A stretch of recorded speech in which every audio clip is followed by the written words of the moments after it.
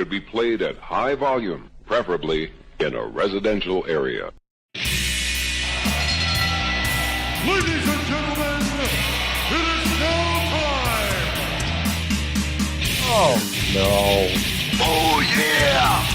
I finished these fights. Give me a hell yeah! Top Rope Nation. Learn to love it! It's the best thing going today. Hey everyone, welcome to Top Rope Nation, episode 94, your source for the best professional wrestling talk in the land. My name is Ryan Drosty of comicbook.com. We've got a lot on the agenda tonight. We're going to be talking about AEW. There's a lot, as we record this on Thursday night, there's a lot of news going on out there, conflicting reports of what's going on with AEW's television deal. We're going to talk about that. We're going to talk about the Montreal 1997 documentary, Dark Side of the Ring, that just aired last night. Got a lot to say on that one. And then we're also going to talk WWE Superstar Shakeup, which obviously occurred this week on Raw and SmackDown. Kind of go through who we thought were the winners and losers that night, biggest surprises and all of that. But before we get to the agenda, I got to welcome my two co-hosts, Mr. Justin Joint and Kyle Ross. Let me throw it out first to Justin. Justin, you got a little WWE Network on the TV tonight as we're recording. Why don't you tell the listeners what you're watching out there? Okay, I would never recommend for people to watch, end of the era WCW because it's very bad. But having said that, I threw on Halloween Havoc 2000. I'd never seen it before, and I threw it on because I always end up in a Wikipedia deep dive just looking at old pay-per-views, and I found this one, Halloween Havoc 2000, where Sting versus Jeff Jarrett, and Sting is attacked by 5 different Stings from early era to late, and it's actually kind of fun. So I'd recommend people just watch that match, nothing else. So late era WCW. That sounds actually pretty creative for that time period. So maybe worth a view on the WWE Network. Before I get to Kyle Ross, because I'm going to kind of bring this all together with what I'm talking about here, I want to tell you we're live streaming tonight on patreon.com/TopRopeNation, like we do weekly. Each and every week, if you want to get early access to our show, get this exclusive video stream, which is only available on Patreon, head on over to patreon.com/TopRopeNation. $1 a month will get you access to be a fly on the wall as we record every single week. You can see it all going down. And the reason I say that is because Kyle Ross is wearing his Eddie Gilbert shades tonight, circa 2017 Top Rope Nation. Kyle, I used to wear these on the broadcast almost every single week. What's going on? I figured out the lighting situation in my office. Now I'm just doing it for fun. Also, word of warning, hopefully the microphone doesn't pick this up, but longtime listeners of the show will remember this. It is that time of year where the annual frog orgy is going on in my backyard. So, oh yeah, get down. Lake Minnetonka is brought to Valley View, Ohio. But so that's going on in the backyard. And, when Justin said he was watching Halloween Havoc 2000, I brought up the Wikipedia page in question, and I'm going to sell our listeners on this. Okay, right now. The following match was a first blood DNA match between David Flair and Buff Bagwell. Flair, on his way to the ring, brought a DNA testing kit with him, which he left on the announcer's table. Bagwell picked up the victory after hitting a Buff blockbuster followed by a chair shot on Flair. After the match, Lex Luger made his surprise return, and after 5 months away, Luger appeared to be coming out to help Bagwell. However, he then turned his back on him by pushing him into the ring post, causing him to bleed for the mouth. Flair grabbed his DNA kit and used it to collect blood from Bagwell. The next match saw WCW Cruiserweight Champion Mike Sanders face off against WCW Commissioner Ernest Miller in a non-title kickboxing match. Following the second round, Shane Douglas appeared at ringside, which led to Miller fighting with him. While the two fought on the outside of the ring, Miller lost the match via countout. Thus, Sanders became the new commissioner of WCW. Wow. I have no idea who Mike Sanders is. You don't remember above average Mike Sanders? Nope. Derek Chappelle will not be happy with you. Oh, man. Derek, yeah, he would know. Guys, I also want to say that this week, what night was that? Tuesday night, 2 nights ago, Justin and myself went and saw Jake the Snake Roberts, the Dirty Details tour. We're going to be doing a full breakdown of what we saw that night. Like we're kind of talking about it. Jake kind of keeps a tight lid on what he does at the show because he's trying to sell tickets. But we thought we could review the show and let everyone in on kind of what you see at this Jake Roberts comedy / storytime tour. It's not exactly, I don't know. It's not for young listeners. I'll say that. It was definitely Dirty Details. So Justin and I are going to record a real quick kind of like Top Rope Nation extra review of that. It's going to be posted to our Patreon page in the coming days. That's going to be a Patreon exclusive. So if you want to hear what went down, that's the $5 tier, by the way, on patreon.com/Top Rope Nation, where you get the extra shows. We've done Top Rope Nation classics in the past where we review old shows. We're going to be reviewing Super Brawl 2 here within the coming weeks. We got to lock down a time to do that. That'll be our third Top Rope Nations classics. And then we do these extra shows like we're doing with the Jake Roberts review. So if you want access to those exclusive editions of Top Rope Nation, that's the $5 tier over on Patreon. Like I said earlier, the $1 tier will get you the weekly live cast as we record our standard show here every single week. So check that out. We'll be posting that in the next day or two. I also want to get this out of the way before we get to the content tonight. If you're listening on iTunes, guys, hit the 5-star review. It helps us a lot. This is really easy to do, even if you don't have an iTunes account. If you have an iPhone, search Top Rope Nation in the podcast app, scroll down on our page to the reviews. You'll have the stars. Just hit 5 stars. Boom, done. That's all you got to do. We would appreciate it very much. It helps us with the podcast algorithm rank higher on iTunes, gets us a lot of new listeners. And also, of course, we're on Stitcher, Spotify, TuneIn, Google Play, wherever podcasts are found. Rate, review, and subscribe. So with the news, Kyle, I'm going to throw it out to you because you've been following this a lot more closely than I have. We have All Elite Wrestling. I'm also following the LA Dodgers hitting a home run against the Milwaukee Brewers that some say I might be interested in. I apologize for that. Got some money on that one? Yeah. Well, All Elite Wrestling, their television situation. We talked a little bit about this a week or two ago on the show. I think it was last week when the word was going on that there's going to be a television presentation in May at some convention with Turner. And supposedly it was basically finalized that AEW starting in October is going to be on the Turner networks. I think we were kind of leaning towards TNT with that, but people are kind of going back and forth, TNT, TBS. And now there's conflicting reports out there of if AEW is actually paying to be on the network or if they are being paid by Turner. So Kyle, what's the latest with AEW going on? So there was this report, oh God bless America. What's the guy's name? Tony Maglio. I hope I got his name right. Had a report that the deal, first of all, we all thought that it was, Turner was going to pay them to be on the air. Then this report dropped today that in fact AEW would have to pay Turner to be on, and people quickly started dancing on Dave Meltzer's grave. And there was a lot of people, I knew this has been rumored for a long time, actually. I can't believe it took this long to get out. And so it's like, wow, what a game changer this is, because all this stuff about like this viable second option and guys who would be potentially looking to leave WWE for AEW, they got to be like, well, how much money are these people really going to have if they have to pay to be on TV? Well, then everyone obviously wants to know, well, what's Meltzer going to say about this? What's Meltzer going to say about this? Meltzer completely refutes the story, says that there are multiple offers still on the table, and it's not even, and he says the 1 hour, the report that would just be a 1 hour show is also false. So he's doubling down on his initial reporting that it's going to be, that they're getting money from whomever. And so somebody's wrong. And then somebody, I guess, listened to this podcast where this initial report came from. And I guess the guy was like, well, Dave's the best at what he does. And, if if he disagrees with me, maybe he's the guy to listen to. So I don't know. We need to be careful about speculating on this. There were a lot of people quick to dance on Meltzer when this rumor that AEW is going to have to pay to be on the air came out.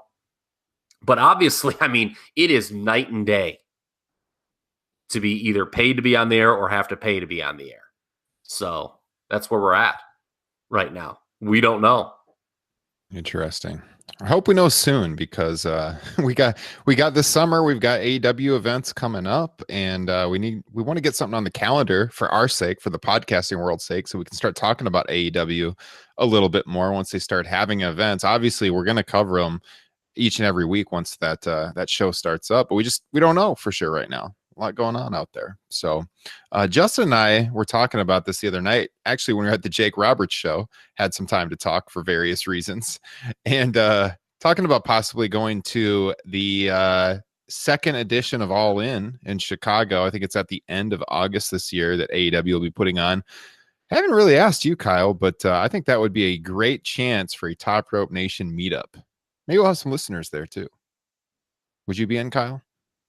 I'm sorry, I was still trying to follow the story. Yes, of course I would be. I'm trying to follow the story. I'm watching the video feed. I could kind of tell you weren't listening to me very much, but no, I'm sorry. I was reading like new information as it happens. I think this is fascinating, like with the AEW stuff. I don't know. So what? I mean, I don't know. Is it? I don't even know if it's worth us having a discussion right now because we could be completely wrong and just wasting our breath. Yeah, this is a very fluid story. If anything concrete, I guess, comes out by the end of this broadcast, we'll have it for you. But and, I will say this: like the idea of Meltzer being like when Meltzer is so plugged in to AEW, obviously, the idea that he would be like really wrong seems odd, right? Yeah. Like, I mean, say what you will about Meltzer. I mean, he should be plugged into what's going on. Like. The idea of, him not knowing seems kind of far-fetched to me. Mm-hmm. So I don't know. And I mean, would it even be worth them paying to get on the air? I mean, is that like, I don't think that's a viable option to do for them. I don't think, not when streaming's out there at this point in time. I mean, I know they need the credibility to be on television, but these reports have been out there that there was multiple offers on the table for him. So it would seem kind of odd that they would be paying to get on Turner, but yeah, and that would mean a terrible time slot too, because those slots aren't they're not going to give away a prime time slot for paid programming. And if you're a younger fan, I mean, I assume most people know this, but back in the 80s, that's all wrestling promotions, even WWE, paid to be on the air in the old syndication days. Obviously, WWE now has come a long way. So we shall see. Something to follow. I'm going to be locked onto this Twitter feed to see if anything new breaks concrete. But Meltzer went on the board and refuted the entire story, said, what was it here? I'll read Meltzer's comments word for word here. I wonder what the alias of Kyle Ross on the board is.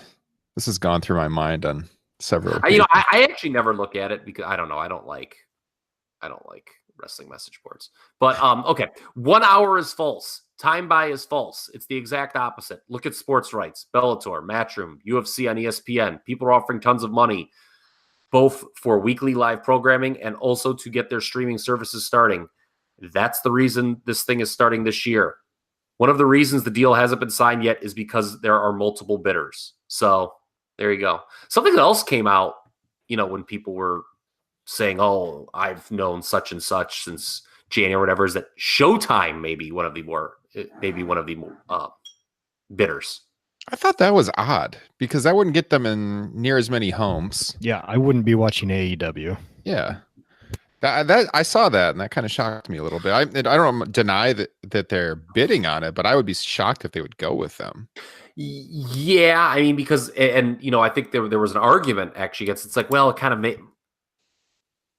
of puts you in a niche corner if you're on Showtime, right? Like, who's gonna, basically the people who already know about you are the ones who are gonna get that, and it in terms of growing an audience, it's not great. No, definitely not. You would probably want to, and it sounds like this is the case that Turner was offering less than Showtime, according to a person, but one report. But Turner's more attractive, obviously, because of growth potential. It's basic cable. So it's a situation to follow. Okay. Right now, what's going on with that? Interesting. Well, there is a lot to talk about with television this week. I'm going to read a email we got from a listener here in just a minute, but to kind of transition here, last week we talked about the Dark Side of the Ring series that has been airing on Viceland, and as of last week, it was the first episode premiered on Randy Savage, and then the third episode, which actually airs next week, but it's been on demand. I think they have it up on their YouTube page. The Bruiser Brody one was available. We talked about both of them on last week's show. You can check that out on in the archives. Before we get into this Montreal one, I just want to reiterate that I very much enjoyed the Savage and Brody docs. I thought the Brody one was the best of the two, but I enjoyed them for what they were. Pretty brief, hour-long documentaries. Was very positive on those on the broadcast last week. And I'm saying that as a precursor to how negative I'm going to be on this Montreal documentary here in just a second. To show that I'm not completely biased. I love the project. I think it's a great idea. I've been looking forward to this ever since I heard about it. But, you know, when I heard one of them was going to be on Montreal, I automatically cringed because I wondered how they would tell the story and how honest it would be. So we'll get to that in just a second. But we got a listener email on the Brody documentary that I very much enjoyed last week. And I told the guy I wanted to read it on the air. It's a really good email. If you guys ever want to get a hold of us, we love hearing from listeners. Send us an email. It's topropenation@gmail.com. Of course, you can always tweet us too at topropenation. But topropenation@gmail.com. Go ahead and send us an email. Let us know your thoughts on whatever's going on in the wrestling world, what you thought of the show. We'd love to hear from you. So, Stroke our email. yeah, that's right, man. We got to hear from you guys. It feels good. We don't make money doing this show, really. I mean, Patreon is nice. It really hasn't grown to a point where we're actually making money. I mean, we gotta pay our hosting to host these audio files and everything. So that's why every week, you know, I'm pushing. Help us out. Support us on Patreon. $1 a month. It would go a long ways. But yeah, we're spending time making the show just because we love doing it. When we hear from listeners, it really makes it worthwhile. So definitely send us an email. But we got this one on Tuesday from Robert. And he said, "Hi guys, I'm a big fan of your podcast and can honestly say that it is one of the few podcasts that I eagerly await every week. There are so many wrestling podcasts out there, but you guys seem to have found a great formula, and your friendship with one another translates to the listener. I watched the Vice documentary on Bruiser Brody and thought it was well done. I'm a 36-year-old wrestling fan who started following WWF around WrestleMania 5 and have gone in and out of hardcore fandom for phases of my life, but have always maintained at least a passing interest in this great sport.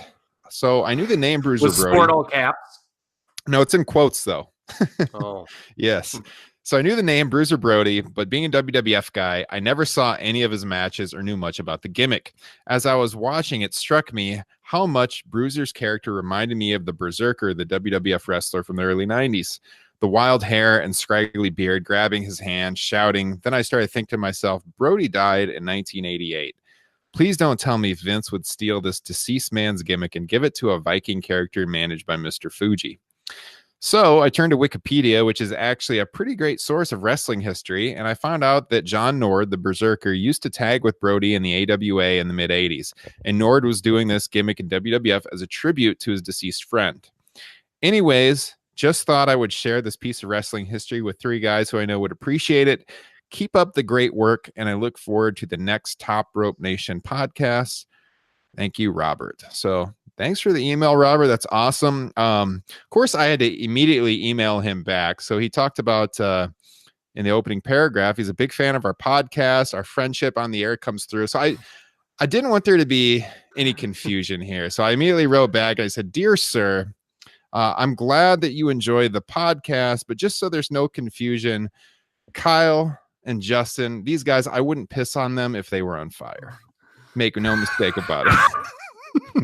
No, not really. that's incredible stuff right there. Well, No, Back at you. We actually are friends, and we're happy to announce we've changed the name of the show to the BFF Experience. No, but that was funny.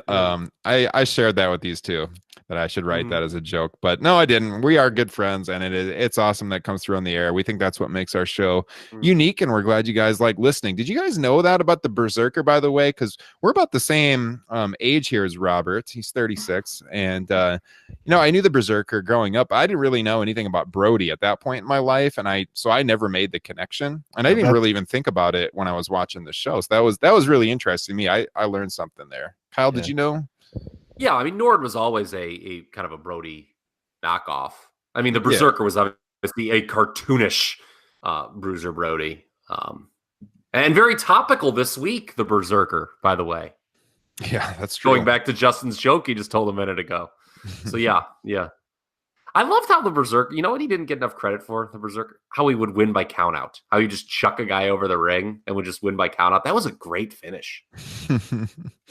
Yeah, I mean, most of my Berserker Berserker memories are kind of like watching the home videos years later. I don't even remember really watching them live too much. I mean, I was watching wrestling around that time period, but not on the regular. I was pretty young. So, Justin, anything you share there?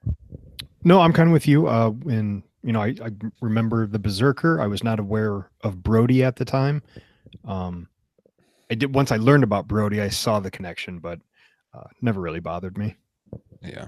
By the way, the Berserker underwent a name change after a couple weeks. He was not originally called the Berserker. What was he called on TV originally? The Berserker Experience? Nope, he was called the Viking when he first was on TV.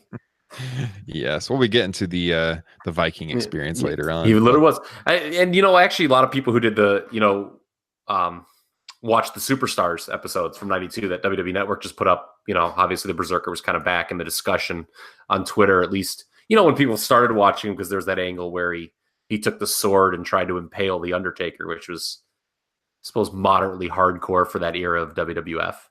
Yeah. Went nowhere though, really. Didn't, they kind of just, the feud just sort of stopped happening. Yeah. Well, the reason I was so high on the Brody doc, and I talked with Justin about it, I don't think he was as high on it as I was, but I didn't know a whole lot about Bruiser Brody. I mean, I knew the general story of his death, so I really enjoyed the documentary Dark Side of the Ring did on him. I think not seen it yet. I think it's worth a watch. I mean, I would definitely recommend it if you hadn't seen it. So I got to say that as a precursor to what we're about to talk about. What was your recommendation for the Montreal Screwjob episode of Dark Side of the Ring? You ready to get into this? Yeah. All right. So I just can't stand it when people even try to speculate that, oh, this wasn't legit. It was a work. First off, there is no chance that the Montreal Screwjob was a work. It was 100% legitimate. And if you're making a documentary on the story, to even hint at the fact that it could be a work is dishonest and embarrassing. And then when you have people on the documentary like Scott Hall, oh man, bless Scott Hall, but I don't know what he was thinking with this, who infer that he thinks it's a work. How do you not ask Bret Hart? Like, there was no quote from Bret Hart on the documentary. So some people think this is a work. How do you respond? Never asked him about it. They have the subject matter on their broadcast and they don't ask him about it. So going in, I was a little hesitant. I mean, look, it's been 21 and a half years. It's been a long time. The story's been out there forever. If you're a dedicated wrestling fan, you've probably read on this story. And all of us, we were watching wrestling when it happened. I followed it really closely at the time. I remember calling in to not the wrestling hotlines that were charging money, but our local city line around here had a wrestling news thing you could call in weekly. And I was calling remember in. That. Yeah, it was Blackjack Brown was the guy or something. I was calling in weekly, trying to get the update. What happened there? And I didn't even have the internet in 1997, and I was plugged in through this local wrestling hotline trying to figure out what's going on. And then, I got Wrestling with Shadows in '98, late '98, I think, when it was released. Read everything I could. I think I've read almost every article ever put out about the Montreal Screwjob. Read all the Observers about it, where Meltzer had the transcript from backstage and Bret was wearing the wire with Vince and the whole story and what happened. Just to jump, if I could jump, because I think recently, especially on the pod, maybe me in particular has been pretty critical of Dave in some areas. It needs to be said that is Meltzer's coverage of that is kind of peak Dave. Oh yeah, that's where you got to go. Some of his best work. Yeah, he was talking with Bret directly. I mean, that's where you got to go for the story. So, I mean, we can deep dive on this all we want, but I mean, there is zero chance it was a work. I've talked with people in the business about this story. I've talked with Bret himself about the Montreal Screwjob on more than one occasion, both on the phone and in person. I trust Bret Hart's word on this because I looked into his eyes and had him telling me the story firsthand. That sounds. I mean, I'm just being real. I'm just being real with you. I've talked with the man himself about it. I've read every article about Justin, this were thing. you there for that? I mean, was He there was not. kissing I involved was for that? not. Or I no? was not. Okay, gotcha. You know what I'm talking about. You can tell someone's lying to you, and we're going to get into why it's not even possible that it was a work. I mean, it's just not even feasible. And Bret has a reputation for being one of the most honest guys. Like, there's a lot of guys who like just forget, whether they forget stuff or they're like working, like Jake Roberts. But Bret is always a guy who's well regarded for Yeah, his spewing documentary his biography is one of the best wrestling biographies ever written. If you don't know, Bret kept an audio journal his entire career. He documented for years everything that was happening, and in his autobiography, he's got dates for everything. It's super thorough. But yeah, I mean, to make a long story short, I personally know Bret Hart a little bit. I haven't talked to him in years, but for a couple of years, I was in regular contact with him. Maybe I can talk about how that happened on a later show. But I feel pretty connected to the story, and I don't like want to toot my own horn here, but I feel like I am pretty well. I feel like I'm pretty well versed on the Montreal Screwjob, and so watching this, I got a little fired up because, first of all, they made so many questionable decisions on how the documentary was structured. It's hard to cover the whole thing, and with commercials, less than an hour. They spent so much time on the stupid feud between Vince Russo and Jim Cornette, who were both writing WWF at the time. And that almost became like its own side story within the documentary. And I'm thinking as I'm watching this, who the hell cares about this? I mean, the closing footage on this documentary as the credits roll is them arguing. And they're arguing on who came up with the screw job. They're arguing about how they didn't like each other. I just felt like it just barely touched the surface on what was happening. And I got to say, Bruce Prichard, my God, I've listened to Something to Wrestle. I like it. But when you see Bruce Prichard on this Montreal show and his memory is so bad about one of the biggest stories in the history of wrestling, and he was right there for it. Like, well, I know his memory bad. What's that? Is his memory really bad, or is he just covering? I mean, yeah, because my thought process here is his entire podcast is built on him telling stories for stuff he was there for. And if he can't get the story right on something that is one of the biggest stories he was ever around, how can you trust anything that's on that damn podcast? And so what I'm talking about here is early on in the podcast. This is frustrating to me because I took notes during it and the notes didn't save on my computer. So I'm going off in memory now, but I had quotes written down. But he says something to the effect of, this was Bret's last night in the company, meaning Survivor Series 97, and they had to get the belt off of him. That is blatantly false. It was not Bret's last night in the company. In fact, he was booked for live events through the whole rest of the month. He was under contract through the end of November. He was supposed to work Raw the next night. It's the reason he couldn't have been on Nitro the next night. He wasn't on Nitro until December. In fact, he had gotten permission from WCW, I believe in writing, to work the December WWF pay-per-view, which ended up being In Your House DX. Which is one of the shittiest pay-per-views that you could ever waste your time. It's right there with Halloween Havoc 2000, I believe, Justin, in terms of he's quality. telling the story like, okay, we had to get the belt off Bret. Bret's not going to do business. It's his last night. That does a whole disservice to the entire story, because if you actually believe that, you're thinking, yeah, they had to get the belt off. What choice did they have? We had to screw the guy. But it's not true. He was in the company. This is early November. It was like, what, November 9th? He was under contract the entire rest of the month. And then they go through and they make it seem like Bret was not agreeing to drop the title under any circumstances. And that is also not true. He volunteered to drop the belt to several people, including Shawn, just not at the Survivor Series. He volunteered to drop the title in a 4-way at the December pay-per-view.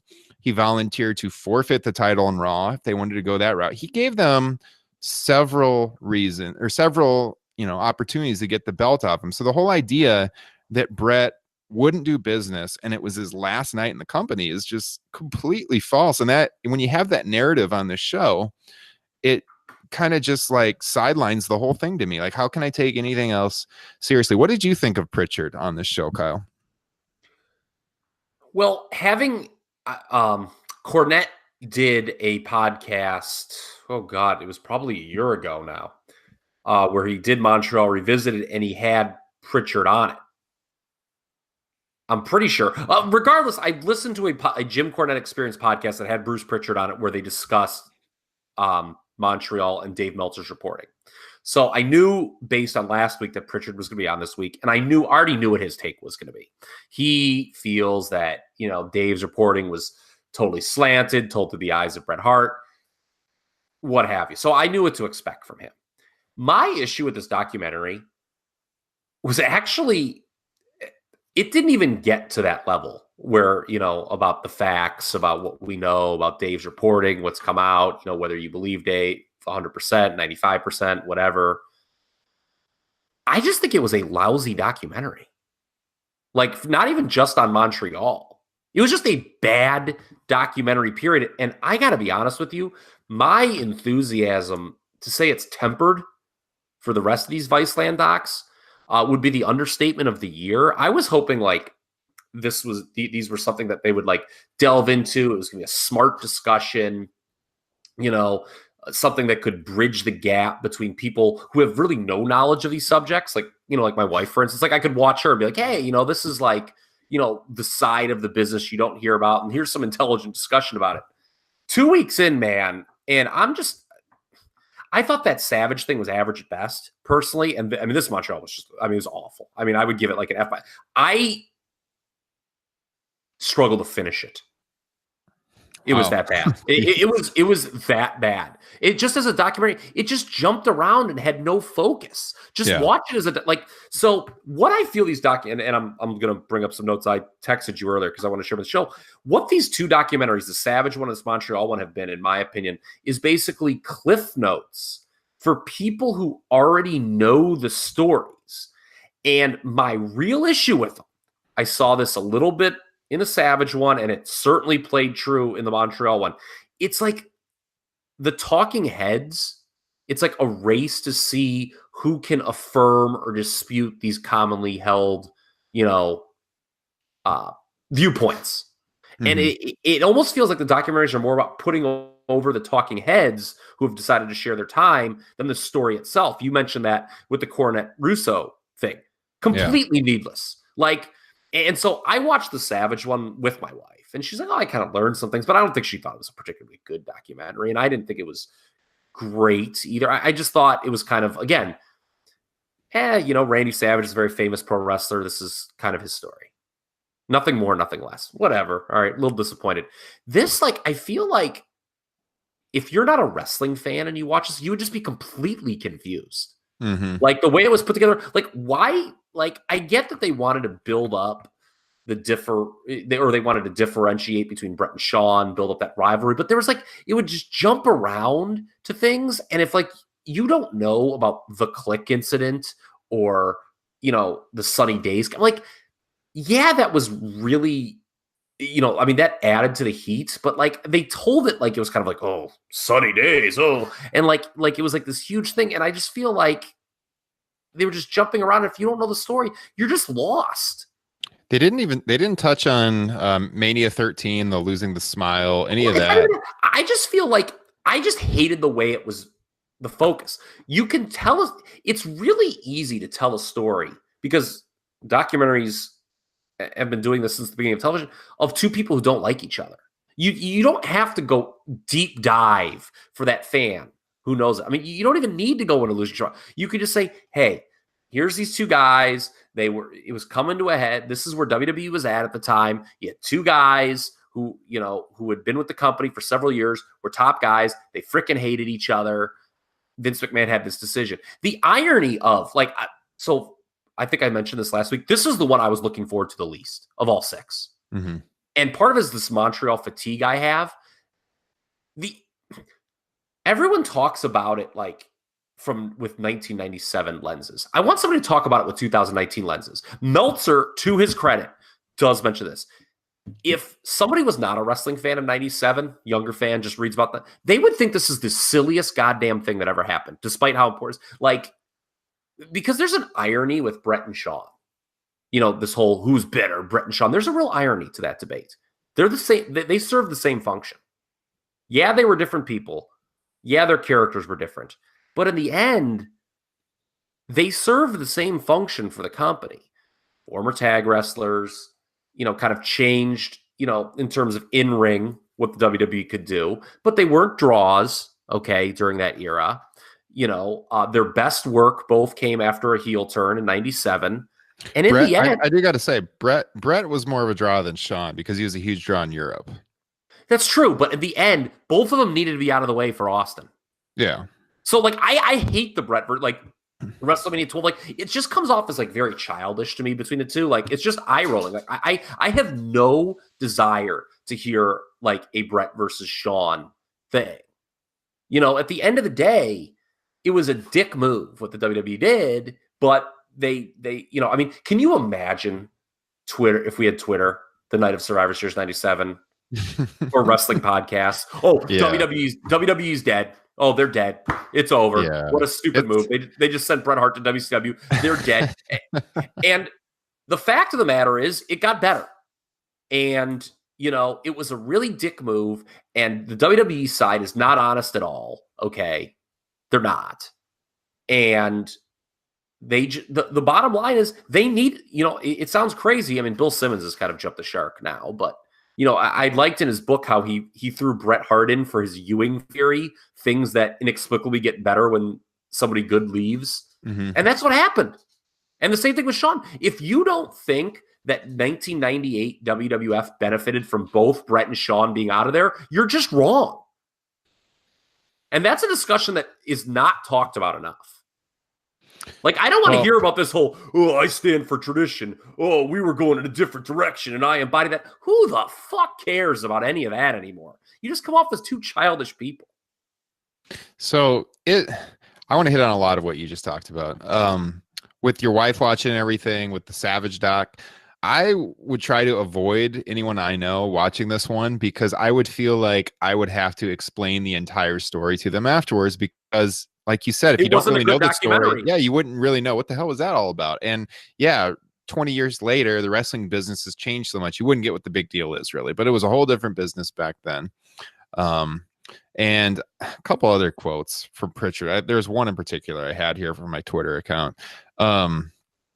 He said, "To have our champion leave the company with the championship is a kick in the nuts."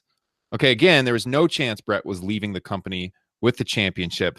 The fuzzy memory and the lack of a truthful explanation that Bruce Prichard has here in this documentary basically makes him the Bill Barr of wrestling documentaries, if I could quote current events, because Bret Hart couldn't leave with the belt. There was litigation going on at the time over Medusa taking the WWF women's title and dropping it in the garbage can on Nitro. There was no chance that could happen. And again, he was there the whole rest of November. That's a moot point.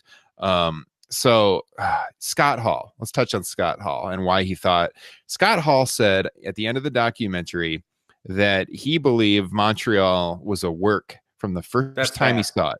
That's really bad. Really, really bad. There's no chance it was a work. I'll get into why here in just a second. But that's almost as bad. I mean, just because it doesn't have the vast repercussions the things do. But it's like these people who all of a sudden have decided, like, the earth is flat, or these anti-vaxxer people. It's like, folks, how are we getting dumber with more information at our fingertips?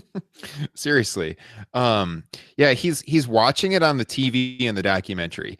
And he talks about how he thought it was a work the first time he saw it, because of the camera cuts. And now I can't remember if it's Scott Hall or someone else. I had in my notes, those notes have blown up. They're gone. But someone says, look, there's no way the WWF would have allowed Bret Hart in the middle of the ring on their broadcast to do the WCW thing with his hands. That wasn't even on the show. That was after they went off the air. They continued filming, obviously, because they had cameras there, but that was not on the Survivor Series. They've shown it years later because they had the footage of it. Was not on the show. So that's not a reason that it would be a work. Was the show on the air for like longer than like 2 minutes? No, it immediately went off. Immediately. They went quick because it's funny because you can tell when Jim Ross figured out what happened. Yeah, Shawn is walking up the aisle and they go off the air, if I recall correct. Like he's carrying the they're all on the aisle, right up the aisle. Jim Ross has the line where you can clearly tell he figured out what happened. He goes, "Oh, you want to talk about some controversy?" Yeah, and you hear in his voice that he figured it out. The stuff where Bret's smashing the TVs and stuff. None of that was on the air. That's footage from like Wrestling with Shadows they showed, and then WWE showed it years later. But Hall talks about, and I've also heard people say like, well, how'd they know to cue Sean's music right away? It's like at their fingertips. It's not hard to play a guy's theme music. Scott Hall, he says that, you know, the reason he thought it was work is because of the camera cuts, because they zoom in on Vince, which, by the way, that's not how it was on the broadcast. On the broadcast, they're at a far away angle when Bret spits on Vince. That's later work where they showed the separate cameras that were filming where you have the zoom on Vince. But even if they had done that on the live broadcast, it's super easy to do camera cuts. Like in college, I majored in electronic media for 2 years, and I had to practice like directing a live show. I did this in an actual broadcast room, and all you do is like cut 1, cut 2, cut 3. Like someone has that at their fingertips to go to that camp. That would not be hard at all. So that does not support that it was a work. And I was just kind of laughing as he was saying that. And it's hard to believe that Scott Hall hadn't talked to Shawn Michaels about this over the years too, which he kind of infers. Yeah, for that to be like one of the big takeaways of this podcast, I know you share on your Twitter, like the Dark Side of the Ring account, like tweeted, after watching this, do you think it was maybe a work? Like for that to be like a narrative to be advanced by this is so bad. That's dishonest as hell. That's not a good documentary. Yeah, I mean, that's really, I mean, to advance something that is known to be false is terrible. Yeah. It just.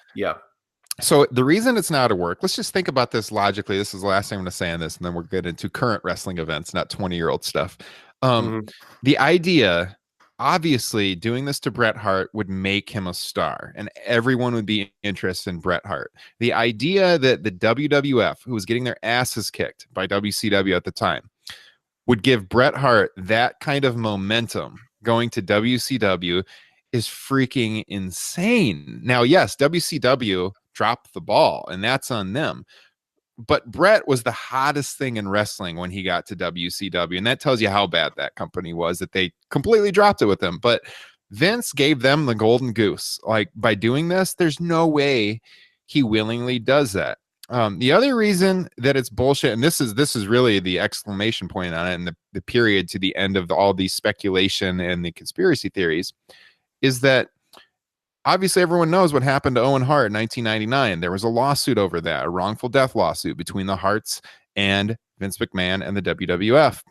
And the WWF advanced the narrative in that lawsuit that one of the motivating factors behind the Harts lawsuit, besides the death of Owen, was that they were out for revenge because of what happened in Montreal.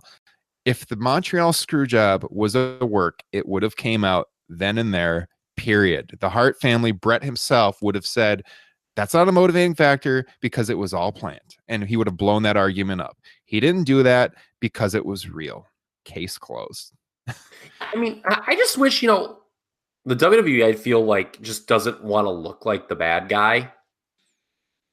So they that's why a lot of the Prichard was kind of their voice of, oh, we're not bad. This is why we did what we did. I have no issue with them telling the real story and just being like, it's fine.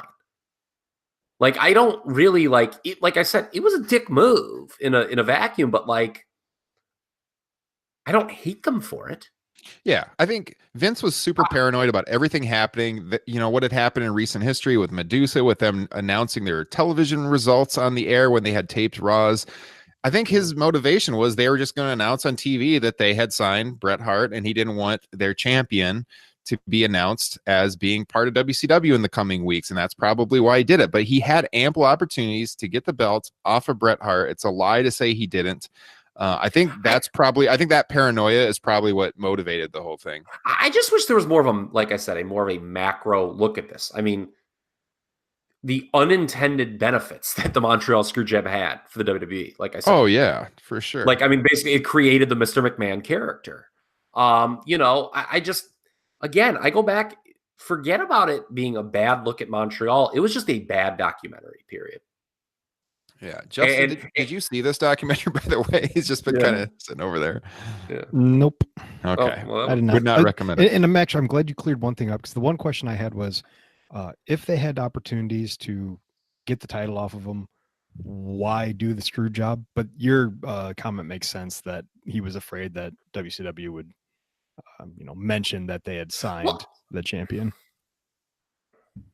Yeah, they also infer in the documentary that this was the one event that like blew the cover off of kayfabe in the world of wrestling, which is kind of BS. I mean, I can kind of see that, but look, I think the WWF had already aired the thing Vince did about good guys versus bad guys, and we're not going to insult your intelligence. And they've been talking about that they were entertainment for a long time at this point. I mean, they had admitted in the 80s in some court filings. Yeah. So I thought that was. I'm not sure when that Vince thing aired, but it was around that time. And they had already started airing the WWF Attitude commercials before the Survivor Series. And the business was pretty open at that point. I think, the internet was just getting popular. And it is true that this was like one of the first big stories where people on the internet were trying to figure out. Like, did you watch it live?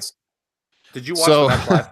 No, I was listening to it live through the fuzz on the old days of scrambled pay-per-view. I remember I was in one room and my parents were watching Married with Children on Fox, and I was running back and forth between that and the Survivor Series, like listening what happened. And I heard the finish happen and stuff and was thoroughly confused. Yeah, we were too. And I was like, oh, like we had heard some stuff like, oh, Bret might leave, and like immediately like, what happened? And then we were scrambling, trying to get online, trying to figure out stuff, and but just a terrible look at the most famous finish in professional wrestling history, the Viceland documentary. Justin, did you watch this one live, or what do you remember hearing about it?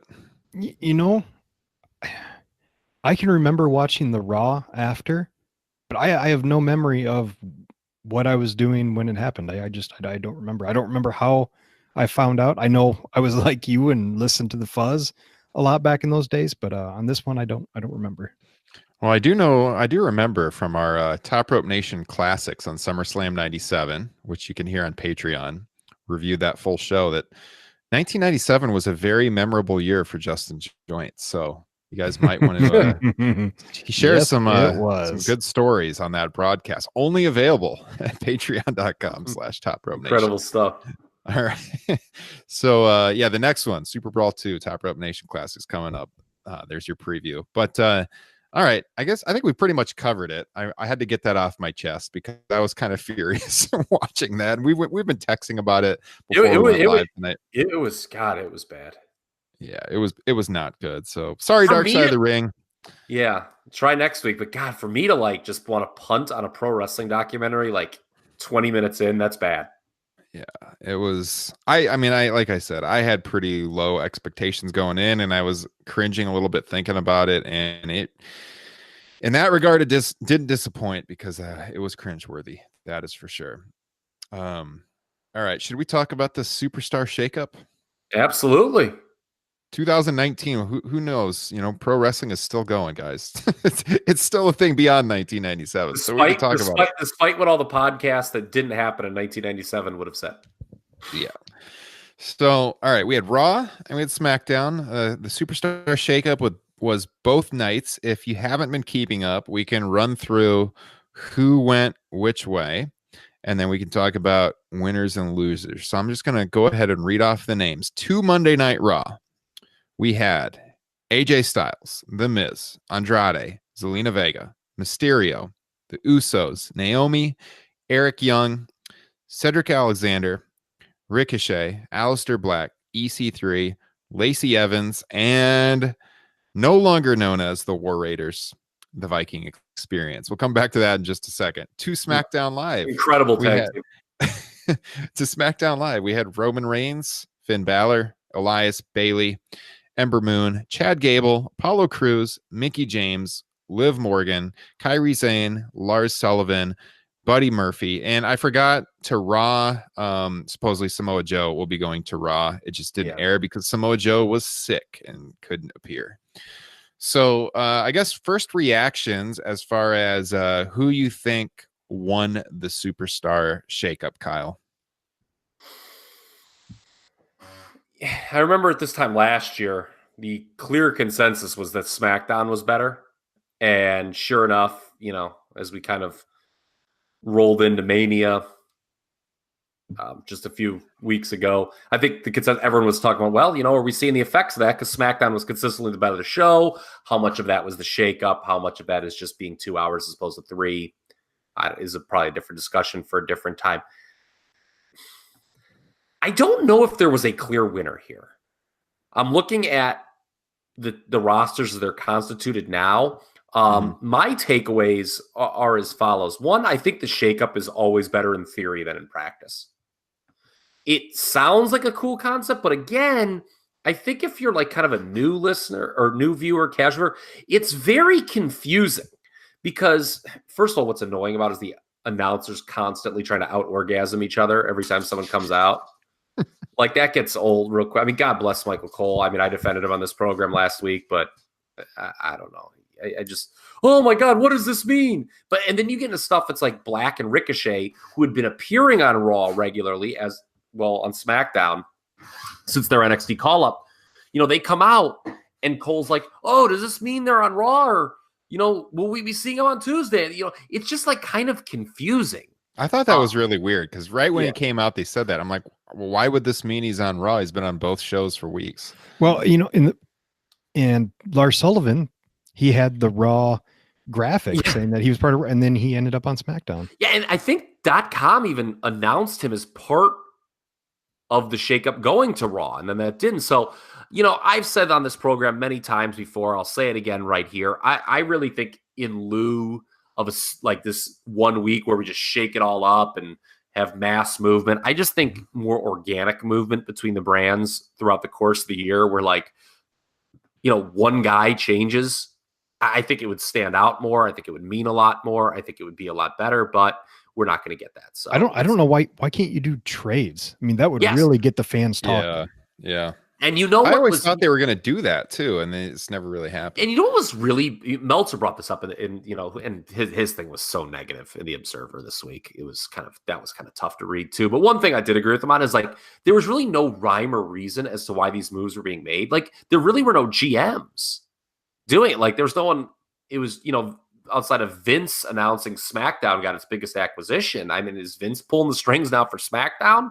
I mean, Shane, it was funny. Shane was on Raw, not SmackDown this week. So that was kind of odd. I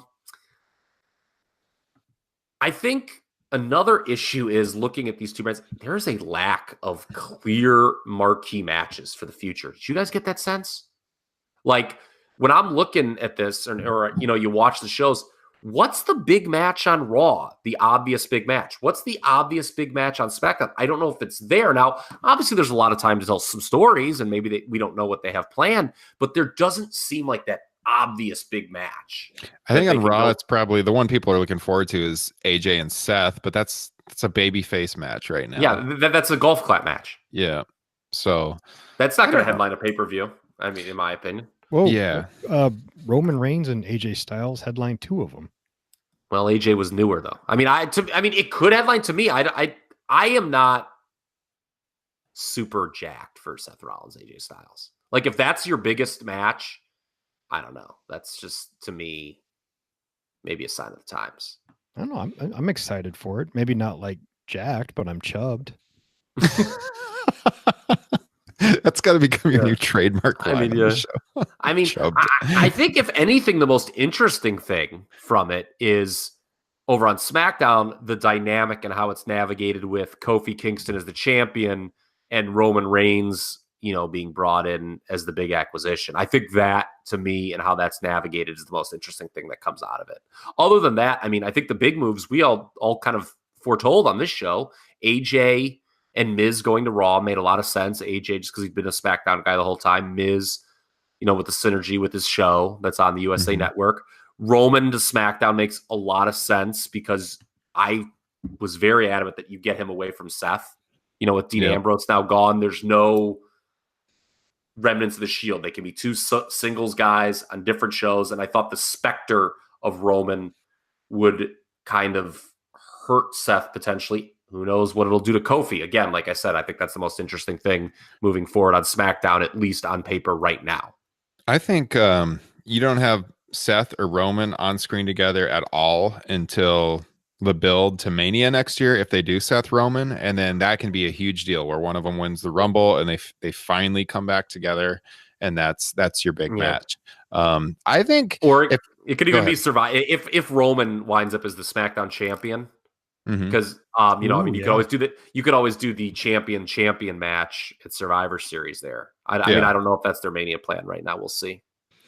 I was gonna say, I think watching the two shows, I felt like as a television viewer, the Raw portion of the shakeup was more entertaining. It seemed like on SmackDown, other than the big Roman segment and Vince and everything being there, it felt kind of like it was more of an afterthought. Like it wasn't as focal as it was on Raw with the new people coming to the roster. But I think as far as choosing which side won, I would lean towards SmackDown.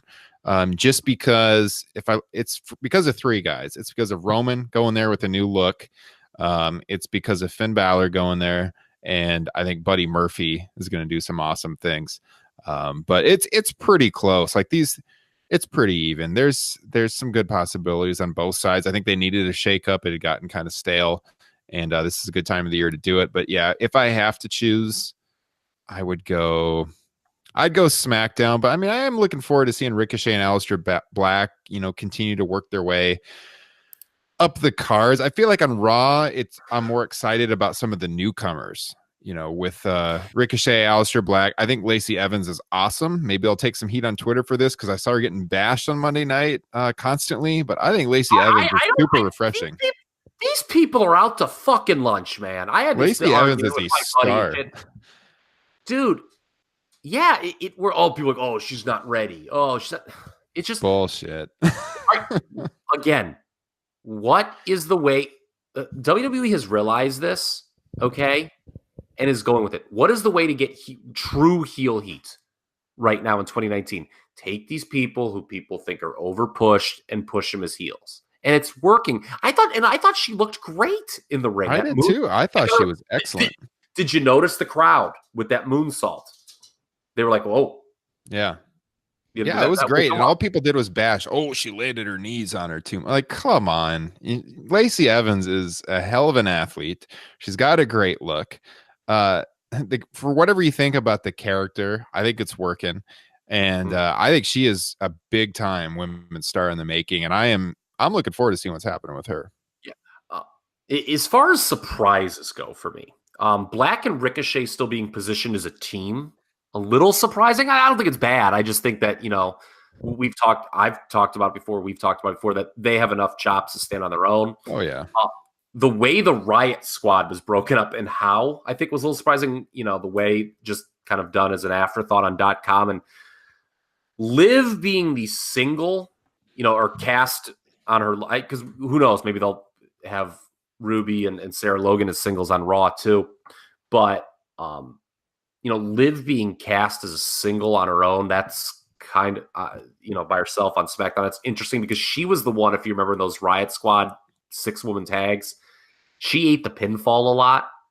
Mm-hmm. So unless they're going to have some total change in character for her, I'm not sure what her ceiling is really as a single. I wish the best for her. No Pete Dunne, him losing the UK title. And they're doing a rematch Saturday, him and Walter. They were hyping. So that led to a lot of speculation. Oh, well, they're blowing that whole thing off. Maybe Pete Dunne's going to the main roster. Guess not. Also, the way that the women's division and the tag team divisions are seemingly very unevenly distributed. Raw, I think, has a pretty. We mentioned Lacey, and I think that her and Becky's gonna be, obviously is the go-to on Raw. But other than that, it is a weak women's division on Raw. I mean, you basically have Alexa and Natty, and a lot of missing in actions, including Sasha Banks, of course. But so this is why I thought SmackDown won, and it's not really a win for the fans. I thought they won because they got Bailey and Ember Moon. Is that right? Mm-hmm. And, with Roman Reigns, it all really felt that they're building for a 3-hour show. Oh, I hope not. I don't think, no, because Fox has only earmarked him for 2, so I don't think that. Okay. I'm just throwing that out there. There was a talk of a third hour like on FS1, but that it would probably be 205 Live or something like that. Yeah. But yeah, I mean, it is possible. It'd be kind of awkward though to be like, well, and then now the third hour is switch over to FS1. But there's talk of there being a third hour of WWE content. So I don't know. We'll see. But the women's division is deep on SmackDown. You got Charlotte, Ember, Bayley, Asuka, Kyrie, who's going to be a tag team, Mandy, Sonya, Carmella, Liv, Mickey, who, I guess that whole trying to get her trending as the Monday Night MILF did not work. That was bad. Then they got her sent right to SmackDown, and then Lana. So, I mean, to me, the way I look at this is you're going to see Beck, because you don't have a lot of depth on the Raw side with women. Obviously Lacey's going to be the next contender. So I think you're going to see a lot of Becky on Raw. Yeah. And then, the Iconics, I think, because there's a lot more depth on SmackDown, and certainly you've got this Asuka Kyrie team clearly positioned as contenders. I think you're going to see the Iconics probably a lot more on SmackDown. And then you can build a future contender, given the depth. Interesting, Bayley was booed. To quote Vince McMahon at WrestleMania 13, "You heard the boos." Which I thought was interesting. And Ember Moon, who Justin referenced, I think is the untapped resource here in the women's division, because she was the one person who I think got a little hampered with Ronda as the champion, because she was a fellow babyface and they weren't gonna get her into the title situation before she got hurt, so she kind of had to deal with the plateau there, or a limited ceiling, Ember. But now that doesn't exist. But the thing with Raw is their tag team division is way stronger. I mean, you've got Usos coming over, Revival, Ricochet and Black, of course, the tremendous Viking Experience. So you can make an argument that the champions on the Raw brand, Ryder and Hawkins, are the 5th best team on that brand, and maybe 6th when the Authors of Pain get healthy. Yeah. Yeah, I agree. Tag team stronger on Raw, women stronger on SmackDown. I mean, SmackDown, you got nothing for the tag. I mean, the Hardys, God bless them. I mean, they've got as strong as argument as any, to be considered maybe the top WWF tag team of all time. But I don't know about having them anchor a division in 2019. I mean, they're the New Day, and you get the New Day and Kevin Owens. Yeah, but I don't know if they're going to be in the tag team division. I think, Yeah. I don't know if that's going to be a tag team division. I think we already got a sneak peek of how Kevin Owens is going to turn on Kofi too. When he threw Kofi to the outside, that's a perfect way to get him up into a pop-up powerbomb, because he was facing away from the guy outside. That's true. Yeah. Well, good eye. Do we think the analytical takes of Justin Joint are unmatched in this pro wrestling universe? I love it. Anything? Do we think that's where they're going?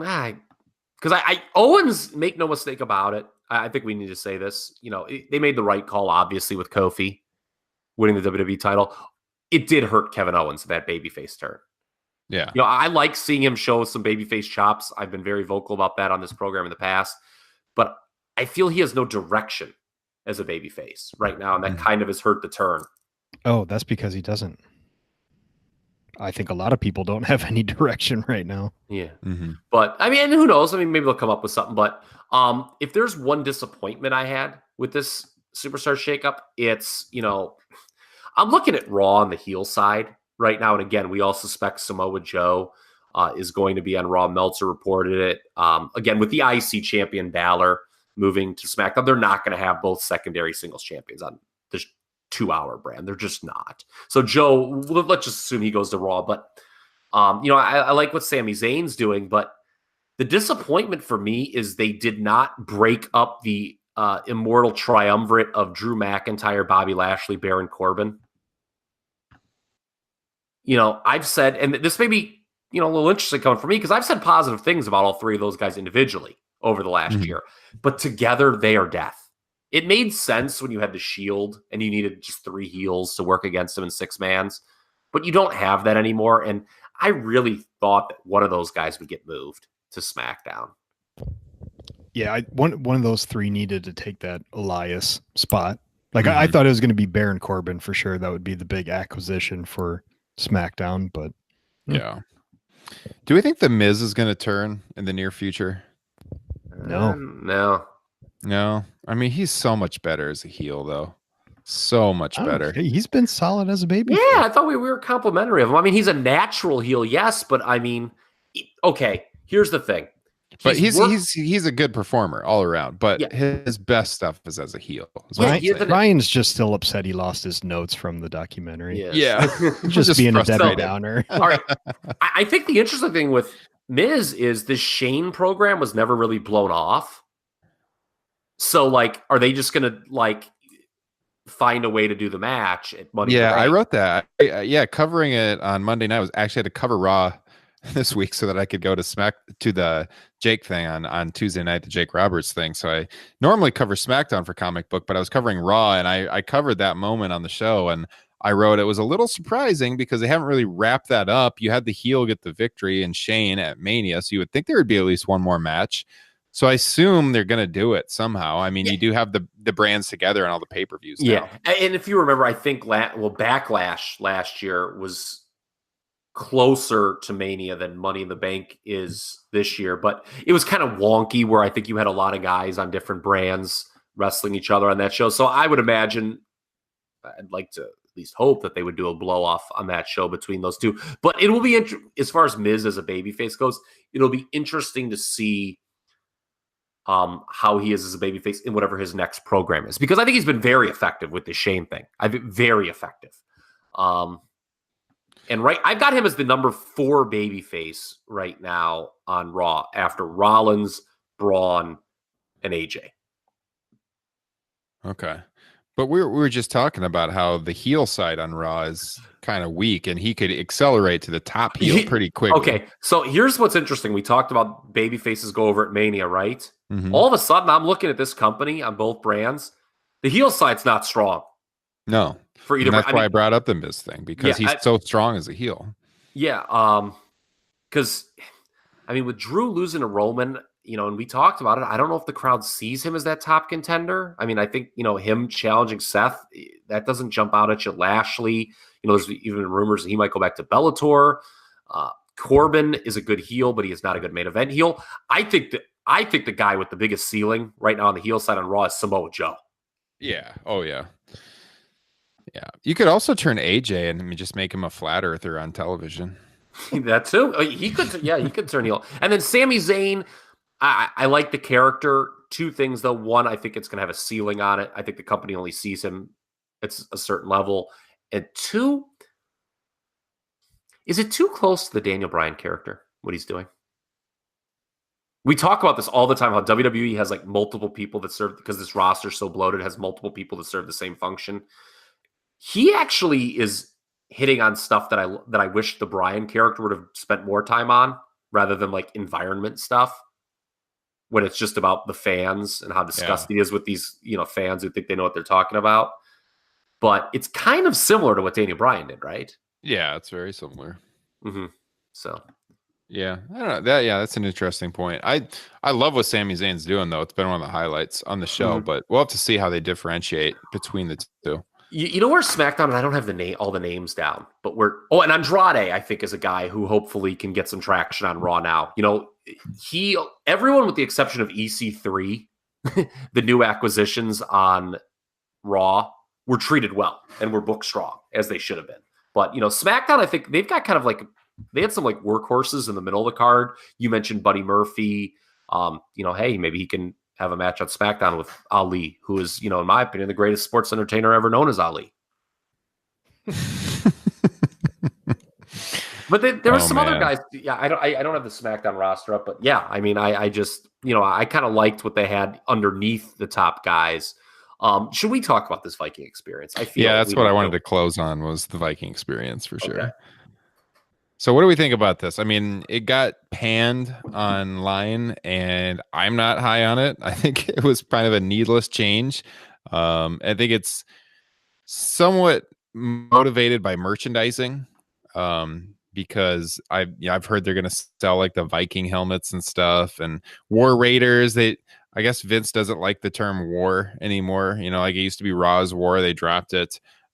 Raiders. There's an NFL franchise called the Raiders. All right, I'm going to say something. I did not think that was a great name. Like, I get that they were just trying to like, oh, hey, yeah, it's War. We all know it's War Machine, and we're going to just change. But I remember when they came, I was in the building when they debuted. I was like, War Raiders? That's kind of generic. It's way better than the Viking experience, though. Okay, do you go ahead. No, I'll let Justin go. The Viking experience is a fucking Disney ride. I agree with you. War Raiders, not a great name.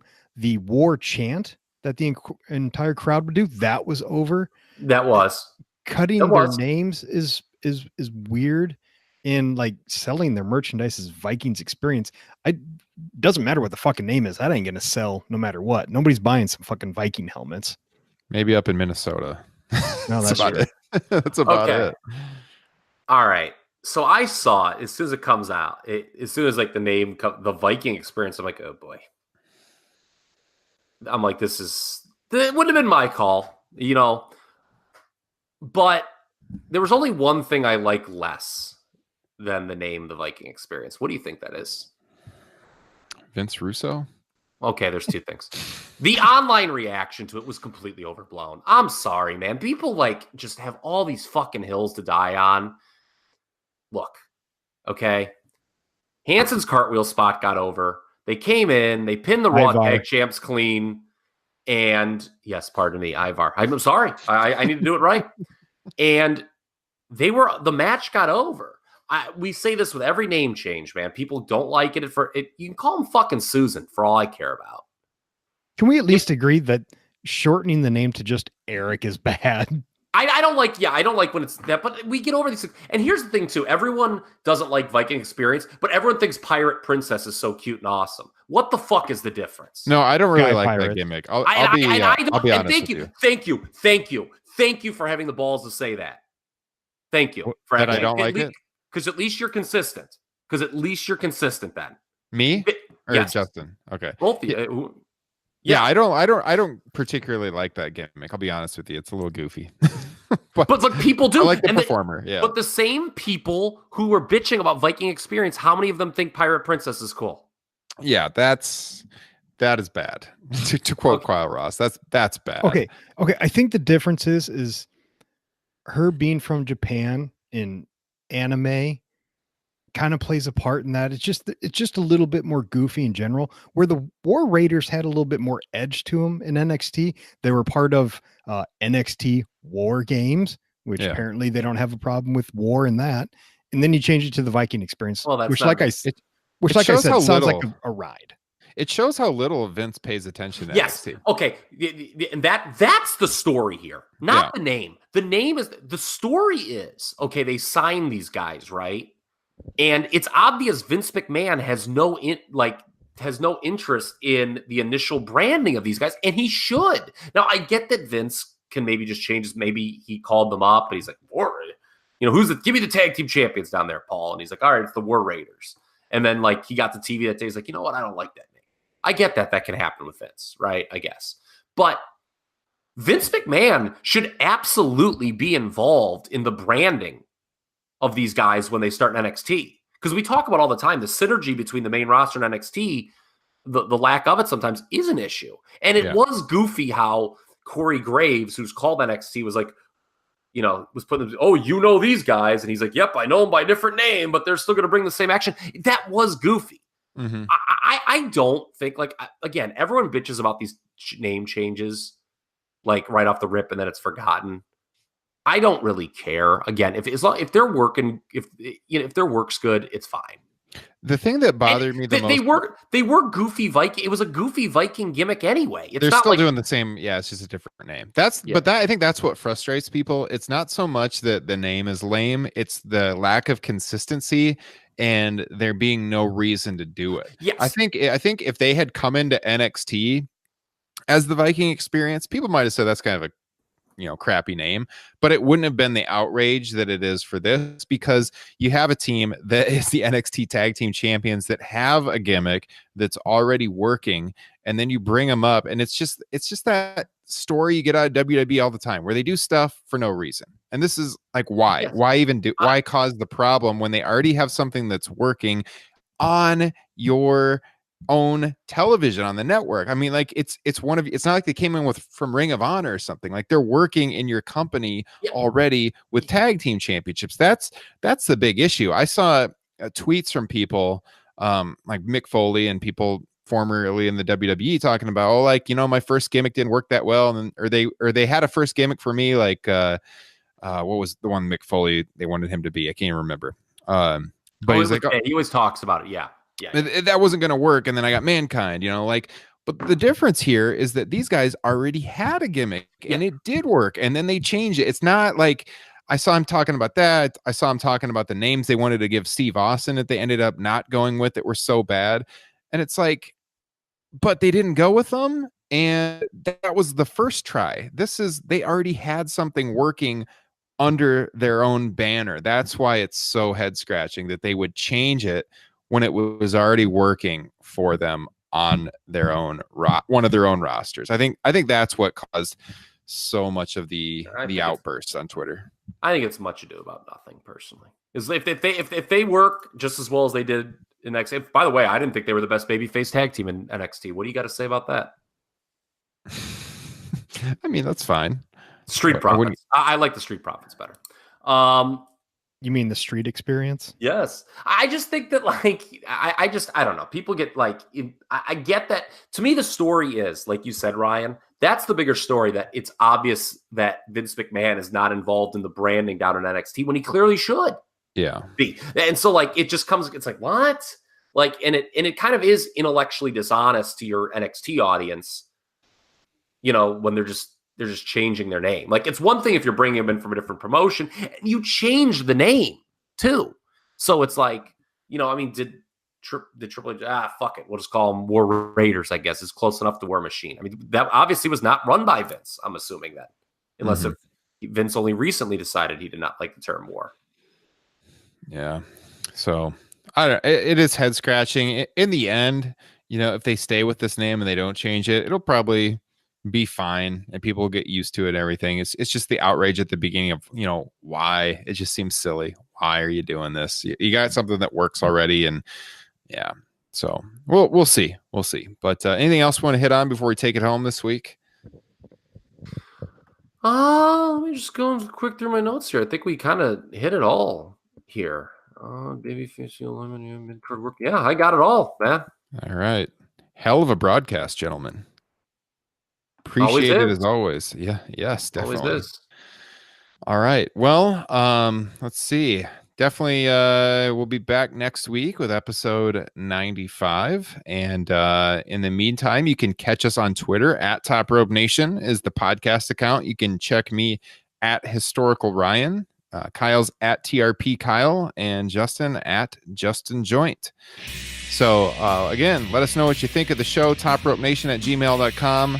Rate, subscribe, and review on iTunes and wherever podcasts are found. And we will catch you guys next week with another edition of Top Rope Nation. Have a good weekend.